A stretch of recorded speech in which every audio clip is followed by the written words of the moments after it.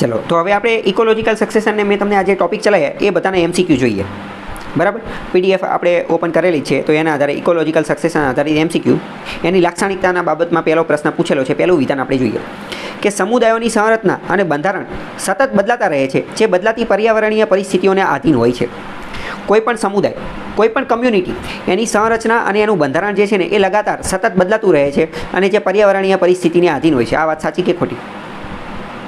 તો કે આ વાત સાચી છે કે હંમેશા સજીવો જે છે એ બદલાતા જતા હોય ને, જેમ કે આપણે એક રીતે જોઈએ અને પર્યાવરણની પરિસ્થિતિને આધારિત હોય. પર્યાવરણમાં જે રીતના ફેરફાર આવે આપણે એ રીતનું એડપ્ટેશન, સર્વાઈવલ માટે એ રીતનું એડપ્ટેશન જે છે એ આપણે અચીવ કરવું પડે ને. જેમ કે વાત કરીએ કે છેલ્લા થોડા સમયથી, છેલ્લા 10, 20, 30, 40 વર્ષથી હાર્ટ એટેકનું પ્રમાણ વધી ગયું છે. પહેલાંના સમયમાં એટલા હાર્ટ એટેક નહોતા આવતા. કેમ? કારણ કે પર્યાવરણની અંદર અત્યારે એવી સિસ્ટમ થઈ ગઈ છે. એટલે અત્યારે આપણે વાત કરીએ કે આજે ક્લાઇમેટ ચેન્જ, ગ્લોબલ વોર્મિંગ આ બધું જોવા મળી રહ્યું છે, તો એના કારણે ઘણા લોકો જીવ ગુમાવી રહ્યા છે. આના કારણે ઘણી બધી સ્પીસીસ જે છે એ એક્સટિંક્ટ પણ થઈ રહી છે. તો આ પર્યાવરણીય પરિસ્થિતિઓના આધારે આપણું બંધારણને, સંરચનાને એ બધું બદલાતું હોય, બરાબર. ખ્યાલ આવ્યો? તો આ વિધાન સાચું છે, બરાબર. આવું મેં તમને કંઈ ચલાવ્યું નથી, પણ મોસ્ટ ઇમ્પોર્ટન્ટ શું કે આવું ચલાવવાનું હોય કે મેઇન ચલાવવાનું જ શું છે કે તમે જે નથી ચલાવેલું એનો પણ જવાબ આપી શકો. ઓકે, કે એ તો આપણે સમજવાનું છે ને. બીજું વિધાન જુઓ કે આ ફેરફાર અવ્યવસ્થિત અને અનિયમિત હોય છે, પરંતુ તે ભૌતિક પર્યાવરણના ફેરફારોની સમાંતર થાય છે. આ જે ફેરફાર જે છે, આ ફેરફાર એ અવ્યવસ્થિત અને અનિયમિત હોય છે, પરંતુ તે ભૌતિક પર્યાવરણના ફેરફારોની સમાંતર થાય છે. તો આ વિધાન જે છે ને, આ વિધાન એ ખોટું છે. કેમ? કારણ કે આ આખો ફેરફાર જે છે ને એ અવ્યવસ્થિત અને અનિયમિત નથી હોતો.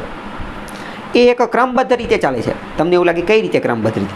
તો અત્યારે તો મેં તમને ક્રમબદ્ધ ચલાવ્યું ને કે પહેલાં જમીન બનવાની પ્રક્રિયા થાય, પહેલાં પ્રાઇમરી ઇકોલોજીકલ સક્સેશન થાય, પછી સેકન્ડરી ઇકોલોજીકલ સક્સેશન થાય. પ્રાઇમરી ઇકોલોજીકલ સક્સેશનની અંદર પહેલાં કીસ્ટોન સ્પીસીસ આવે, પછી સેકન્ડરી ઇકોલોજીકલ સક્સેશન આવે, પછી એમાં કે પહેલાં પ્રાઇમરી ઇકોલોજીકલ સક્સેશન અને એમાં પહેલાં કઈ આવશે? પાયોનિયર સ્પીસીસ આવશે ને. આઈ થિંક હું ભૂલથી કીસ્ટોન બોલી ગયો, બરાબર. તો પ્રાઇમરી ઇકોલોજીકલ સક્સેશનની અંદર કઈ આવશે? પહેલાં પાયોનિયર સ્પીસીસ, પછી સેકન્ડરી. મતલબ કે ઇન શોર્ટ આ અવ્યવસ્થિત ને અનિયમિત નથી, એક સિસ્ટમની અંતર્ગત ચાલે છે. ખ્યાલ આવ્યો કે ન આવ્યો? ચલો ત્રીજું વિધાન જુઓ. ત્રીજું વિધાન શું કહે છે કે આખરે આ ફેરફારો એક એવા સમુદાય તરફ દોરી જાય છે જે પર્યાવરણ સાથે લગભગ સંતુલનમાં હોય છે અને જેને ક્લાઇમેક્સ કમ્યુનિટી કહેવામાં આવે છે. ચલો એક બીજી વાતો, એક ક્લાઇમેક્સ કમ્યુનિટી તમને ચલાવવાનું રહી ગયું. ક્લાઇમેક્સ કમ્યુનિટી એટલે શું? ક્લાઇમેક્સ એટલે શું? તો કે મૂવીમાં ક્લાઇમેક્સ આવે, જ્યારે મૂવી પતવાનું એને ક્લાઇમેક્સ કહેવાય. ક્લાઇમેક્સને ગુજરાતીમાં કહેવાય તો એને કહેવાય ચરમસીમા, અથવા તો જે સર્વોચ્ચ લેવલે જે પહોંચી જાય ને, સર્વોચ્ચ લેવલે, એ સર્વોચ્ચ લેવલ એને આપણે ક્લાઇમેક્સ કહીએ. એક મિનિટ. તો એક ટોપિક તમને ચલાવવાનો રહી ગયો હતો, ક્લાઇમેક્સ કમ્યુનિટી. તો પહેલાં આપણે સમજીએ કે વોટ ઇઝ ક્લાઇમેક્સ. ક્લાઇમેક્સનો મતલબ શું થાય? તો કે ક્લાઇમેક્સનો મતલબ થાય ચરમસીમા અથવા ઉત્કૃષ્ટ લેવલ. ઉત્કૃષ્ટ લેવલ જે કોઈ વસ્તુ જે છે પોતાની ચરમસીમાએ પહોંચી જાય એને કહેવાય ક્લાઇમેક્સ, બરાબર. મૂવીની અંદર ક્લાઇમેક્સ આવતું હોય તો ક્લાઇમેક્સ એટલે શું? તો કે એન્ડ જે આવતો હોય, મૂવી જ્યારે પૂરું થવા આવતું હોય એને આપણે ક્લાઇમેક્સ કહી શકીએ. તો ecological succession, ecosystem, ecology, ecosystem આ બધાની અંદર પણ એક ક્લાઇમેક્સ આવતું હોય. કઈ રીતનું ક્લાઇમેક્સ આવે? ફોર એક્ઝામ્પલ, બહુ પહેલાં આપણે એક કીવર્ડ સમજેલા હતા, કેરિંગ કેપેસિટી. કેરિંગ કેપેસિટી વિશે આપણે ડિસ્કશન કરેલું હતું કે નહોતું કરેલું? કંઈ આઈડિયા છે એના વિશે? શું આઈડિયા છે એના વિશે? તમે શું જાણો છો એ કહો તો મને. તો કે કેરિંગ કેપેસિટી એટલે શું? તો કે એનું ગુજરાતી હતું વહન ક્ષમતા. વહન ક્ષમતા એટલે કે કોઈ ઇકોસિસ્ટમની અંદર, કોઈ જંગલની અંદર, કોઈ ગ્રાસલેન્ડની અંદર, કોઈ પણ ઇકોસિસ્ટમ હોય તો એમાં મેક્સિમમ કેટલી પોપ્યુલેશન રહી શકે, મેક્સિમમ કેટલા સજીવો રહી શકે, એ આખી ઇકોસિસ્ટમ જે છે એ વધુમાં વધુ કેટલા સજીવને કેરી કરી શકે એને કહેવાય કેરિંગ કેપેસિટી. એ વધુમાં વધુ કેટલી જનસંખ્યાનો બોજ ઉઠાવી શકે, એ કેટલાનો બોજ ઉઠાવી શકે એને કહેવાય કેરિંગ કેપેસિટી. એને આપણે મેથ્સ, ગણિતના અમુક પ્રશ્ન આવતા એના દ્વારા પણ સમજેલા હતા કે એક કોઠારની અંદર 10 સૈનિકોને અથવા 10 લોકોને થાય એટલું અનાજ છે.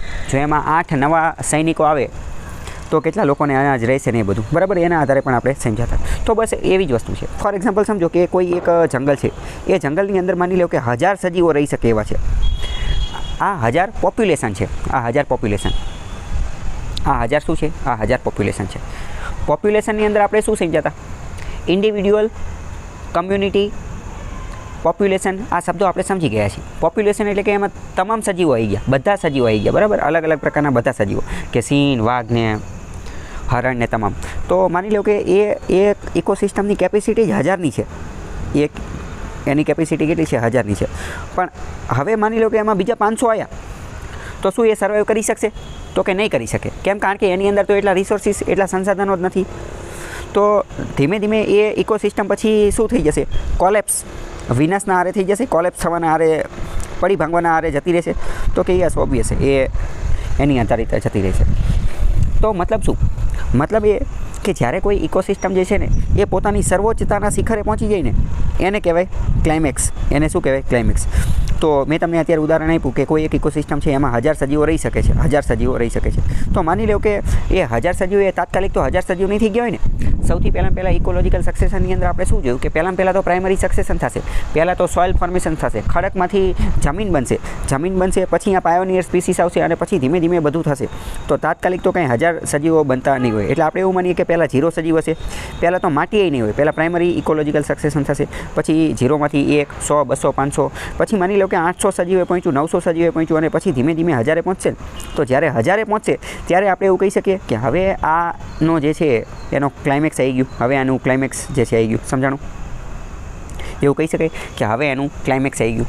તો આપણે એક વસ્તુ નોટ કરેલી હતી. શું?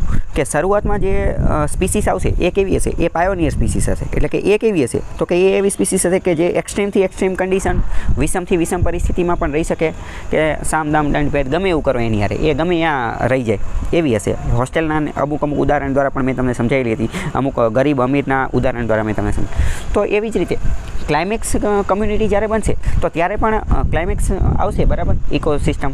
તો ત્યારે પણ અમુક સ્પીસીસ, અમુક પ્રજાતિ જોવા મળશે. ત્યારે એ સમયે જે પ્રજાતિ જોવા મળશે એને આપણે ક્લાઇમેક્સ કમ્યુનિટી કહીશું. સમજાણું કે ન સમજાણું આટલું?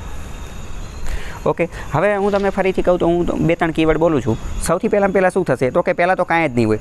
એટલે પહેલાં પ્રાઇમરી સક્સેશન થશે, primary ecological succession. Primary ecological સક્સેશનની અંદર મુખ્ય ભાગ શું હશે? તો કે સોઇલ ફોર્મેશન, જમીન બનશે. જમીન પેડોજીનેસિસ જેને કહેવાય, બરાબર, કે જેમાં ખડકમાંથી ને એ બધામાંથી મિનરલ્સ છૂટા પડશે અને જમીન બનશે. પછી ધીમે ધીમે ઓર્ગેનિઝમ, સજીવોને એ બધું બનતું જશે. પછી શું થશે? તો કે પછી ત્યાં પાયોનિયર સ્પીસીસ આવશે, પાયોનિયર. પછી શું થશે? તો કે સેકન્ડરી સક્સેશન એ બધું થાય અને લાસ્ટમાં જે છે એ ક્લાઇમેક્સ કમ્યુનિટી આવે. હવે અહીંયા આપણે એવું પણ કહી શકીએ ને કે જ્યારે ક્લાઇમેક્સ કમ્યુનિટી આવશે, ક્લાઇમેક્સ કમ્યુનિટી એટલે આપણે એવું કહી શકીએ કે એ તો પછી હવે એની કેરિંગ કેપેસિટીના એક્સ્ટ્રીમ લેવલે પહોંચી ગયું, છેલ્લે ફૂલ થઈ ગયું, મતલબ હાઉસફુલના પાટિયા લાગી ગયા, એવું કહી શકાય આપણે. તો હવે જ્યારે ક્લાઇમેક્સ કમ્યુનિટી આવી ગઈ તો આપણે એવું પણ કહી શકીએ કે હવે ધીમે ધીમે એની પડતી ચાલુ થશે. હવે ધીમે ધીમે એનો અંત જે છે એ ચાલુ થશે. એવું કહી શકાય ને, હવે ધીમે ધીમે એનો અંત ચાલુ થશે. તો હવે જો આપણે જે પહેલું વિધાન જોયું હતું ને એને ફરીથી સમજીએ. તો પહેલું વિધાન પણ અહીંયા કનેક્ટ થાય છે ને, કે પહેલું વિધાન શું હતું? કે બીજું વિધાન કે આ ફેરફાર અવ્યવસ્થિત અને અનિયમિત હોય છે. તો કે ક્યાં અવ્યવસ્થિત ને અનિયમિત થોડી હોય છે? અવ્યવસ્થિત ને અનિયમિત નથી હોતો ને. આ એક રીતે ચક્રીય ફેરફાર છે, એવું કહી શકાય ને. ચક્રીય ફેરફાર છે ને, કારણ કે પહેલાં આ એક રીતે ચક્ર જેવું કામ કરે છે ને, ચક્ર જેવું કામ કરે છે. આ ચક્ર જેવું જે છે એ કામ કરે છે, બરાબર. તો સમજાણું કે ન સમજાણું? હવે તો ત્રીજું જોઈએ વિધાન, કે આખરે આ ફેરફારો એક એવા સમુદાય તરફ દોરી જાય છે જે પર્યાવરણ સાથે લગભગ સંતુલનમાં હોય છે, જેને ક્લાઇમેક્સ સમુદાય, ક્લાઇમેક્સ કમ્યુનિટી કહેવામાં આવે છે. તો આ વિધાન સાચું પડશે કે ખોટું પડશે?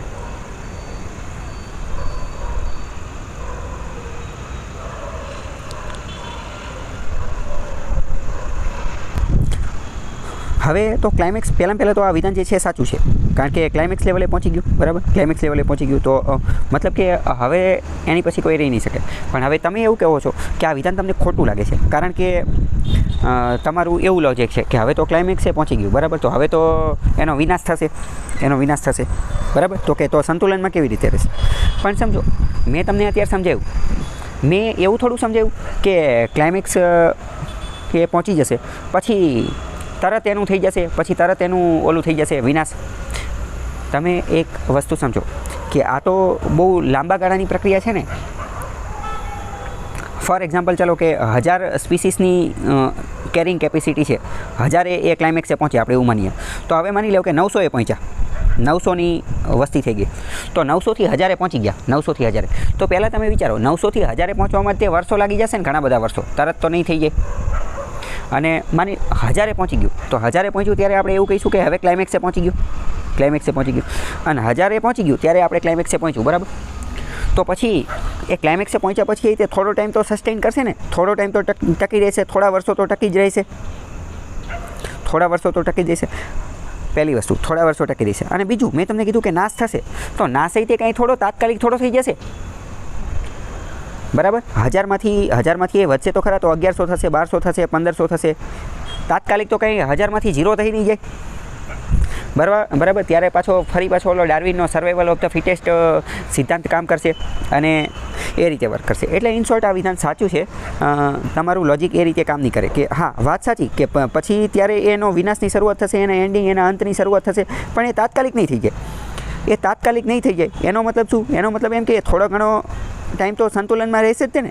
કે શું કહે છે કે આખરે આ ફેરફારો, કયા ફેરફારો? ઇકોલોજીકલ સક્સેશનના ફેરફારો એક એવા સમુદાય તરફ દોરી જાય છે જે પર્યાવરણ સાથે લગભગ સંતુલનમાં હોય. તો મતલબ કે એક રીતે આપણે એવું કહી શકીએ ને કે આ બધા ફેરફારો, કયા ફેરફારો? તો કે ઇકોલોજીકલ સક્સેશનના જે ફેરફારો જે છે એ છેલ્લે ક્યાં પહોંચે? તો કે ક્લાઇમેક્સ સુધી પહોંચે ને, ક્લાઇમેક્સ પછી પહોંચશે નહીં. એટલે કે ક્લાઇમેક્સ કમ્યુનિટી સુધી એની યાત્રા રહેશે ને. એક રીતે તમે સમજો કે અમદાવાદથી મુંબઈની તમે યાત્રા કરી તો તમારું ડેસ્ટિનેશન શું છે? તો કે મુંબઈ, ત્યાં તમે ઉતરી જશો. તો એવી રીતે આમને પણ યાત્રાની શરૂઆત ક્યાંથી કરી? તો કે યાત્રાની શરૂઆત કરી પ્રાઇમરી ઇકોલોજીકલ સક્સેશનથી, કે જ્યારે જમીન પણ નથી, મૃદા પણ નથી, બરાબર. ત્યાંથી શરૂઆત કરી અને એનું અંતિમ સ્ટેશન કયું છે? અંતિમ સ્ટેશન ક્લાઇમેક્સ છે ને. એટલે તો ત્યારે એ આપણે એક રીતે એવું પણ કહી શકીએ ને કે કોઈ પણ કમ્યુનિટી હોય, કોઈ પણ ઇકોસિસ્ટમ હોય, એ ઇકોસિસ્ટમનું ડેસ્ટિનેશન, એ ઇકોસિસ્ટમ હંમેશા એવું જ એનું સપનું હશે ને કે આપણે ગમે એમ કરીને ક્લાઇમેક્સે પહોંચી જવું, ક્લાઇમેક્સ લેવલે પહોંચવું. એક રીતે એ યાત્રા તો અહીંયા નીચેથી ટોપ સુધી પહોંચવાનું એ કોશિશ કરે છે, બરાબર. તો એ વિધાન પણ સાચું છે, રાઈટ. આમાં કંઈ ડાઉટ હોય તો પૂછી લો. તો આ ક્વેશ્ચન છે પ્રાથમિક સક્સેશન, પ્રાઇમરી સક્સેશન અને જમીનની રચના, એના બારામાં વિધાન આપેલા છે. પહેલું વિધાન શું કહે છે કે પ્રાઇમરી સક્સેશન એવા વિસ્તારોમાં શરૂ થાય છે જ્યાં અગાઉ ક્યારેય કોઈ જીવંત સજીવો અસ્તિત્વમાં હતા નહીં, જેમ કે ખુલ્લા ખડકો. આ વાત સાચી કે ખોટી? કે પ્રાઇમરી સક્સેશન ક્યાં જોવા મળે? કે જ્યાં કોઈ પણ સજીવ હતા જ નહીં, ઝીરો હતું, ત્યાં કાંઈ વસ્તુ હતી નહીં, જ્યાં કોઈ જીવસૃષ્ટિ જ નથી, જેમ કે ખુલ્લા ખડકો. તો એ વાત સાચી? તો કે હા, એ વાત બિલકુલ સાચી. કારણ કે પહેલું સ્ટેપ જ શું છે કે પહેલાં જમીન બનશે. તો કે ખડકમાંથી તે અલગ અલગ મિનરલ્સને એ બધાને છૂટા પડશે અને જમીન બનશે. તો પહેલું સાચું છે. બીજું, નવા રચાયેલા તળાવ, જે નવું તળાવની રચના થઈ, પોન્ડ, નવું તળાવની રચના થઈ, અથવા જળાશય એટલે કે રિઝર્વેયર્સ, એના ઉદાહરણો, એને આપણે પ્રાથમિક સક્સેશન, પ્રાઇમરી સક્સેશનના ઉદાહરણો કહી શકાય છે. એ વાત સાચી કે ખોટી? તો કે એ વાત બિલકુલ સાચી છે, રાઈટ. એ વાત સાચી છે કે નવી જે કોઈ પણ ઇકોસિસ્ટમ બને છે એને આપણે પ્રાઇમરી ઇકોલોજીકલ સક્સેશન કહીશું. તો નવા જળાશય, નવું નદી, નવું તળાવ, નદી તો તાત્કાલિક નવી બનશે નહીં, પણ તળાવ આપણે નવું બનાવી શકીએ ને. તો કે હા, તળાવ નવું બનાવી શકીએ. રિઝર્વિયર, તમે જોયું, એક વસ્તુ નોટ કરી, આ બંને કૃત્રિમ વસ્તુ છે. તો કૃત્રિમ રીતે પણ આ વસ્તુ થઈ શકે. એ મેં તમને બહુ પહેલાં જ ચલાવી દીધું હતું. તો બીજું વિધાન પણ સાચું પડશે, રાઈટ. ત્રીજી વાત કરીએ કે વૈવિધ્યસભર સજીવોના જૈવિક સમુદાય સ્થાપિત થઈ શકે તે પહેલાં જમીનનું અસ્તિત્વ જરૂરી નથી. આ વિધાન શું કહેવા માગે છે? વૈવિધ્યસભર સજીવો એટલે શું? એટલે કે ડાયવર્સિટી. ઇકોસિસ્ટમની અંદર ડાયવર્સિટી જે છે ને, ડાયવર્સિટી, એ ડાયવર્સિટીવાળા સમુદાય, કમ્યુનિટી સ્થાપિત થઈ શકે તે પહેલાં જમીન, સોઇલનું અસ્તિત્વ જરૂરી નથી. વાત સાચી કે ખોટી?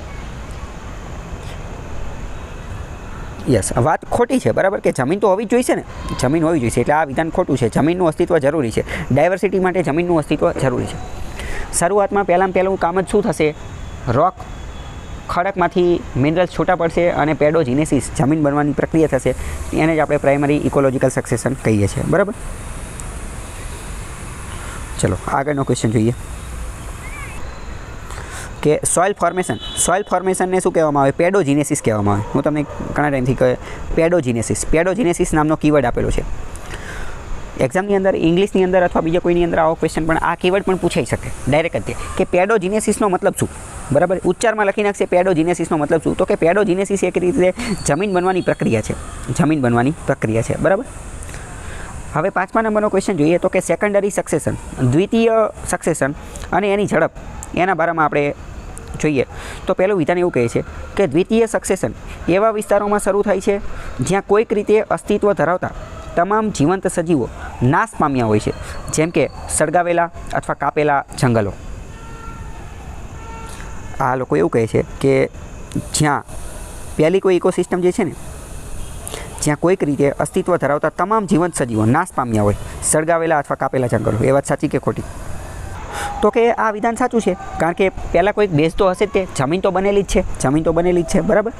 જમીન બનેલી હોય ત્યાં દરેક જગ્યાએ હાલી જાય. અને આમે જો સળગાવેલા અથવા કાપેલા જંગલો, તો એનો મતલબ શું કે અહીંયા ઓલરેડી પહેલાં જંગલ તો હતા જ તે ને, જંગલ હતા. તો જંગલ આપણે એક રીતે એવું કહી શકાય કે જે કાપેલા જંગલો અથવા સળગાવેલા જંગલો એ શું હતું, એ જે તે સમયે અહીંયા પ્રાઇમરી સક્સેશન થઈ ગયેલું છે, બરાબર. ચલો બીજું વિધાન, દ્વિતીયક સક્સેશન પ્રાથમિક સક્સેશન કરતાં ધીમું હોય છે, કારણ કે ત્યાં કોઈ જમીન કે કાપ હાજર હોતા નથી. શું કહે છે કે દ્વિતીયક સક્સેશન પ્રાથમિક સક્સેશન કરતાં ધીમું હોય છે. સાચી વાત કે ખોટી વાત? તો કે આ વિધાન ખોટું છે ને, આ વિધાન ખોટું છે. ઝડપી કયું હોય? ઝડપી તો દ્વિતીયક હોય ને, ઝડપી દ્વિતીયક હોય. પ્રાથમિક જે છે એ સ્લો હોય, પ્રાથમિક સ્લો હોય. કેમ? કારણ કે એને તો શૂન્યમાંથી સર્જન કરવાનું છે, એને તો માટી બાટી પહેલાં બનાવવી પડશે. તો હકીકતમાં કારણ આપેલું છે એ સાચું છે, પણ એ કારણ કોની માટે છે? એ પ્રાથમિક માટે છે, કારણ કે ત્યાં કોઈ જમીન કે કાપ હોતો નથી. તો એ કોની અંદર? એ પ્રાથમિકને લાગુ પડે છે. આપણે ઓલરેડી ડિટેલમાં સમજી ગયા છીએ, બરાબર કે નહીં? ત્રીજું વિધાન જોઈએ કે ત્યજી દેવાયેલી ખેતીની જમીન એબેન્ડોન્ડ ફાર્મ લેન્ડ્સમાં દ્વિતીયક સક્સેશન થાય છે. ત્યજી દેવાયેલી ખેતીની જમીન છે એને ત્યજી દીધેલી છે, તો અહીંયા દ્વિતીય સક્સેશન થાય છે. સાચી વાત કે ખોટી વાત?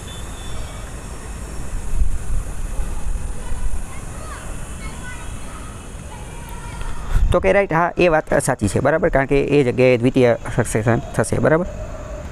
ચલો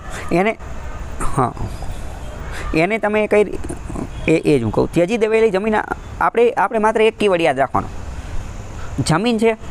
જમીન હોય ને તો હંમેશા શું આવશે? Secondary succession.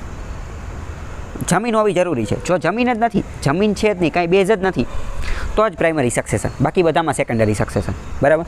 અને બીજું, ત્યજી દેવાયેલી જમીન આ કોની વાત કરે છે? તો આ મુખ્યત્વે ઝૂમ કલ્ટિવેશનની વાત કરે છે.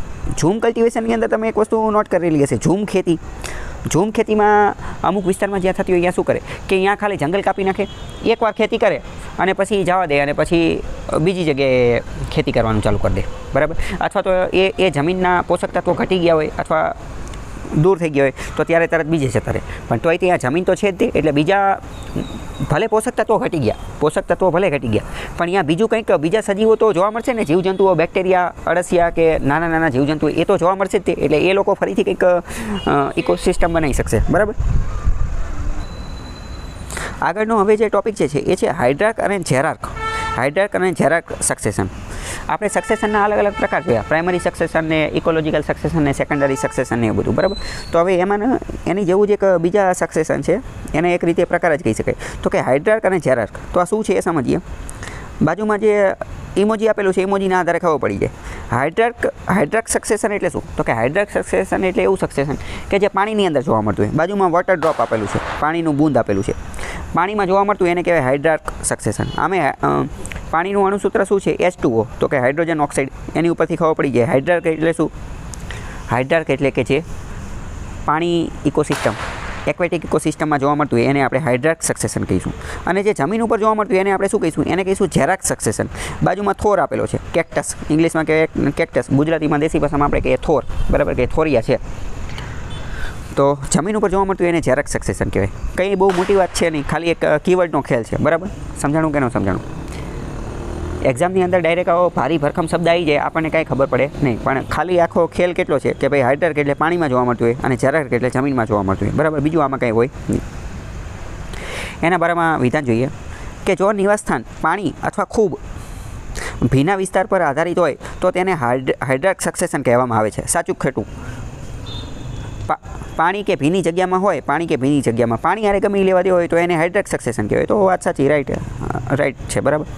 હાઇડ્રાર્ક સક્સેશન શ્રેણી જલજ એટલે કે હાઇડ્રિક પાણી જલજથી શરૂ થાય છે અને મધ્યમ જલજ મિઝેઇક પરિસ્થિતિઓ તરફ આગળ વધે છે.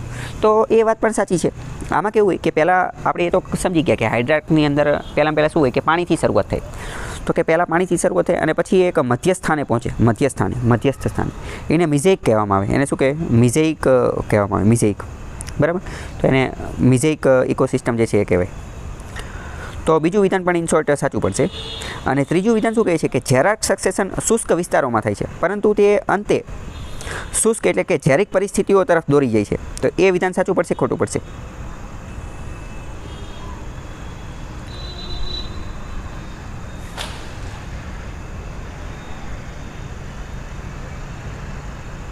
કંઈ કામ નથી ને તાર તો એટલે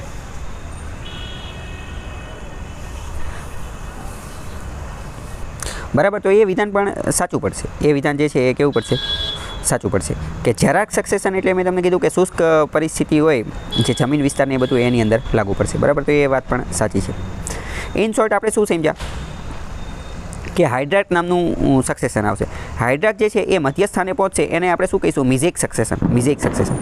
અને જેરાક જે છે જેરાક એ પણ મધ્યસ્થી પ્રકારની વસ્તુ હશે ત્યાં જોવા મળશે. મધ્યસ્થી એને આપણે શું કહીશું? ઝેરિક સક્સેશન. એ બધું એટલું ડિટેલમાં નહીં પૂછાય. તમારે ખાલી હાઇડ્રાક અને જેરાક આ બે શબ્દ ખબર હોવી જોઈએ. હાઇડ્રાક એટલે પાણીવાળું, જેરાક એટલે શુષ્ક જમીનવાળું. ખ્યાલ આવ્યો કે ન આવ્યો? નીચે એનું એક્સપ્લેનેશન આપેલું છે, કંઈ ડાઉટ હોય તો પૂછી લો.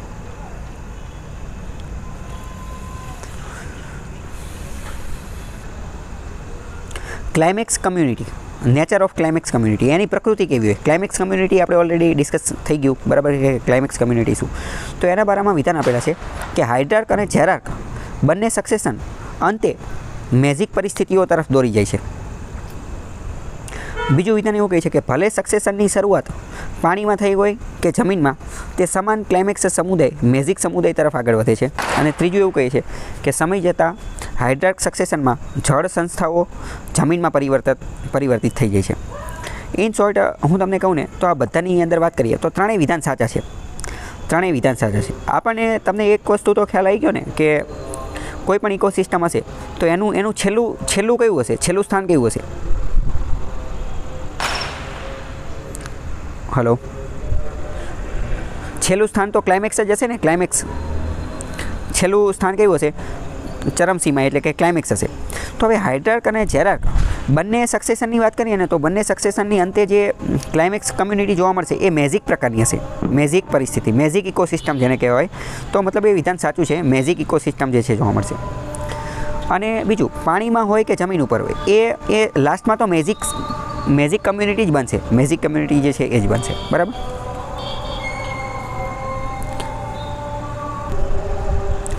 પાયોનિયર સ્પીસીસ વિધે છે. પાયોનિયર સ્પીસીસ, પાયોનિયર પ્રજાતિઓ. તો પહેલું શું કહે છે કે જે પ્રજાતિઓ ખુલ્લા વિસ્તાર પર આક્રમણ કરનારી પ્રથમ હોય તેને પાયોનિયર પ્રજાતિઓ કહેવામાં આવે છે. પહેલું વિધાન સાચું ખોટું? ખુલ્લા વિસ્તારમાં જે, તો કે પહેલું વિધાન સાચું છે. હવે બીજું વિધાન જુઓ કે ખડકો પરના પ્રાથમિક સક્સેશનમાં સામાન્ય રીતે લાઇકેન્સ પાયોનિયર પ્રજાતિઓ હોય છે જે એસિડ સ્ત્રાવ કરીને ખડકોને ઓગાળવામાં મદદ કરે છે. એ વાત સાચી કે ખોટી?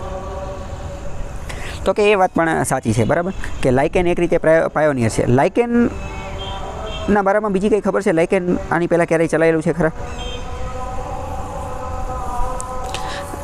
લાઇકેન વિશે આઈ થિંક એકાદા રેકોર્ડેડ વિડીયોમાં વાત કરેલી હશે, નહીં તો હું તમને અત્યારે વાત કરી દઉં.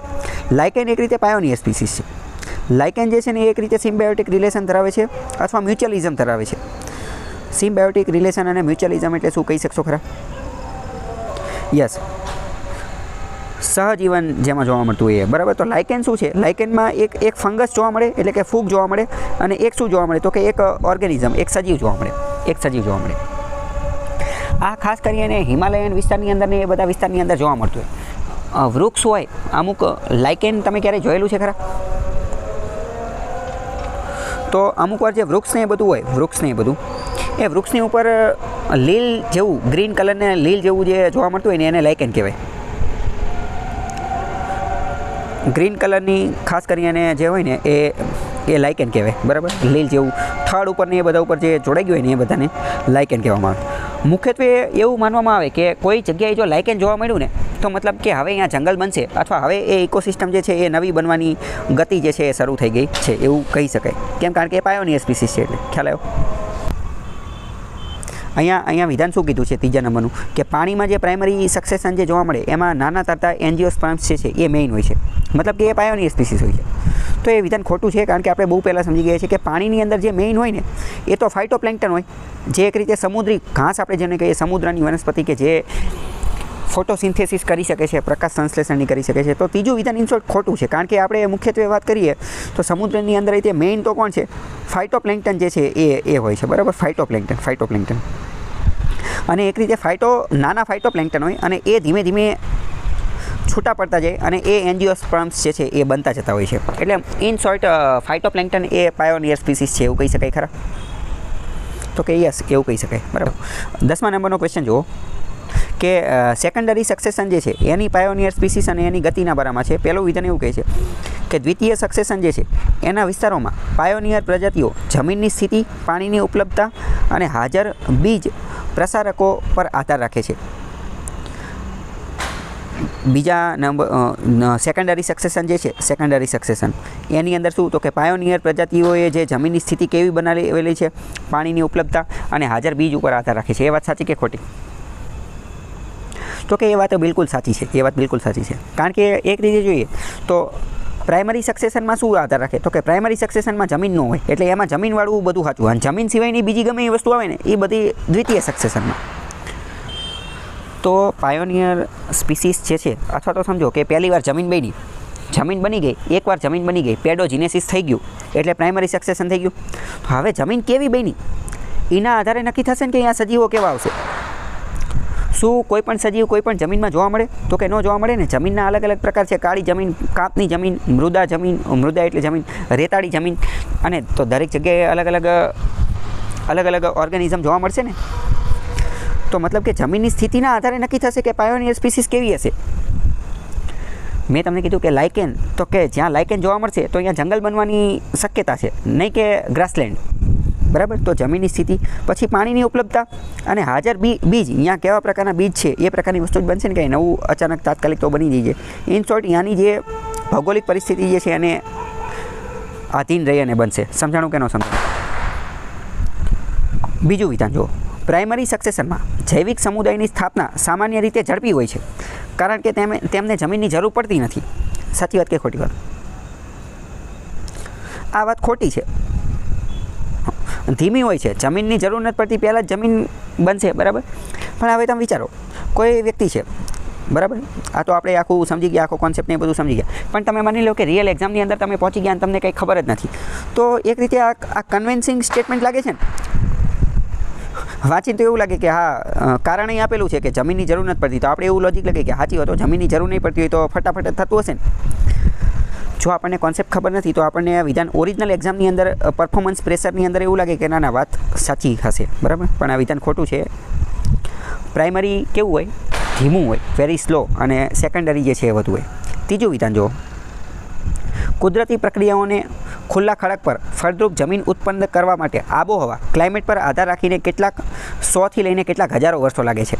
સાચી વાત કે ખોટી વાત? એટલે ઇન શોર્ટ એવી વાત કરે છે કે પેડોજીનેસિસ, જમીન બનવાની પ્રક્રિયા રાતોરાત થતી નથી, લાખોથી હજારો વર્ષો લાગી શકે છે, 100થી હજારો વર્ષ લાગી શકે છે.